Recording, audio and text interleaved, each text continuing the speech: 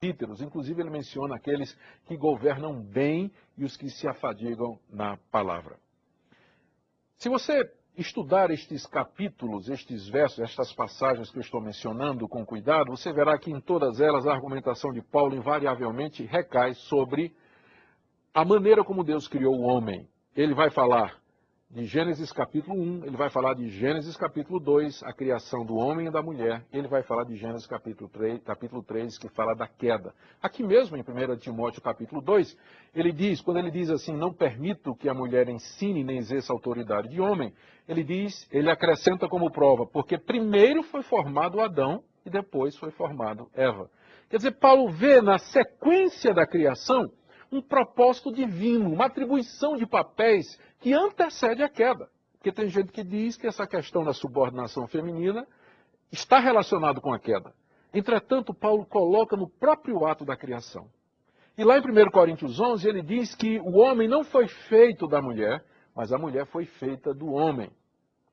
E também o homem não foi feito por causa da mulher, mas a mulher foi feita por causa do homem.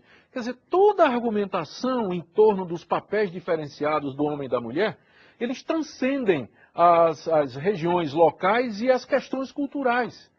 São argumentos baseados na Escritura, baseados na teologia e baseados na própria Trindade. São argumentos teológicos que continuam a ser verdade, independente do fato de nós vivermos 2000 anos depois que eles foram escritos, independente de vivermos numa outra cultura, de sermos de um outro país e pertencermos a uma outra nacionalidade. Eles continuam válidos porque em cima ou enraizados em princípios eternos.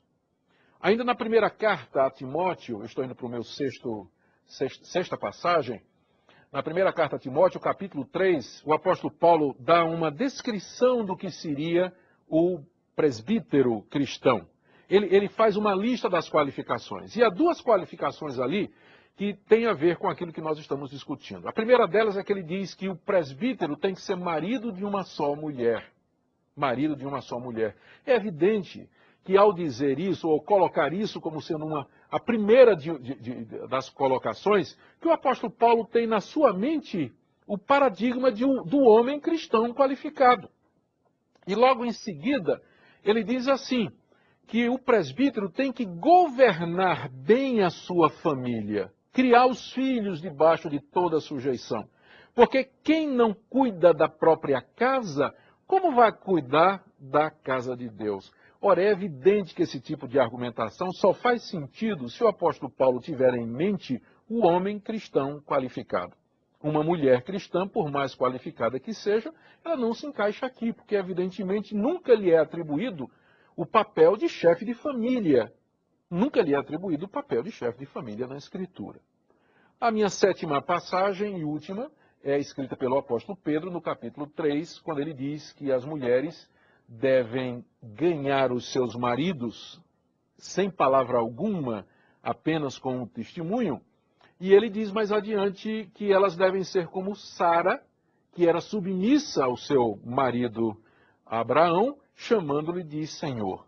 É claro que hoje nós não vamos pedir às mulheres que chamem o marido de Senhor. Isso faz parte da maneira na qual no Antigo Oriente Médio a esposa manifestava o respeito e a atitude de carinho e de serviço, vamos dizer assim, que ela estava disposta a prestar ao seu marido dentro do que fosse conveniente e próprio.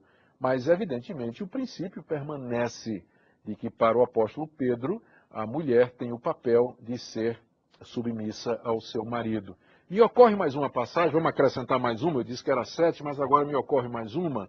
Na passagem de Tito, capítulo 2, o apóstolo Paulo diz que as mulheres mais antigas, as esposas mais experientes, elas devem ensinar as novas a como amar o seu marido e a viver de maneira submissa ao seu marido, como cuidar dos filhos e assim por diante.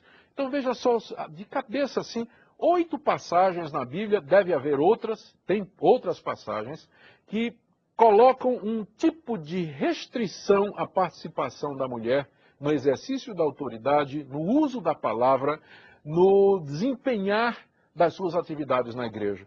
Existe uma passagem da Bíblia que diga assim claramente, é proibido que a mulher seja pastora?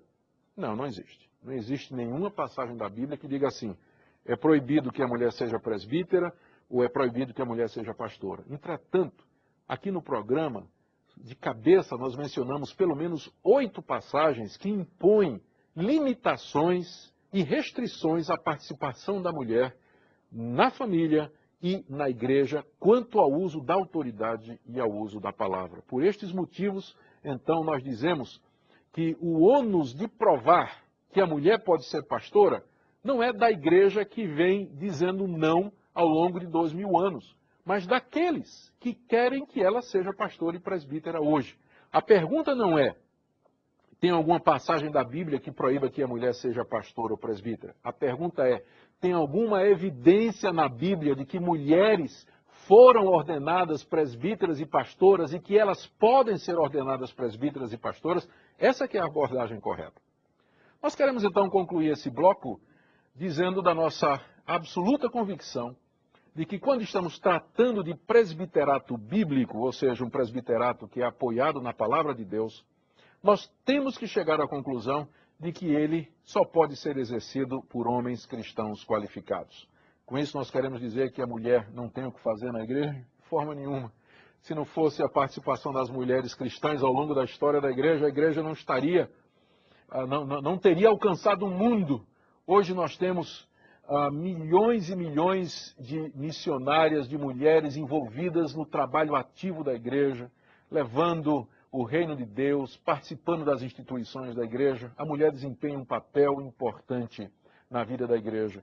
E não são elas que querem ser pastoras e presbíteras. Na verdade, elas, conhecedoras da Bíblia que são, reconhecem que Deus lhes deu uma função diferente e um papel diferente na construção do reino, que é o papel de ajudadora idônea.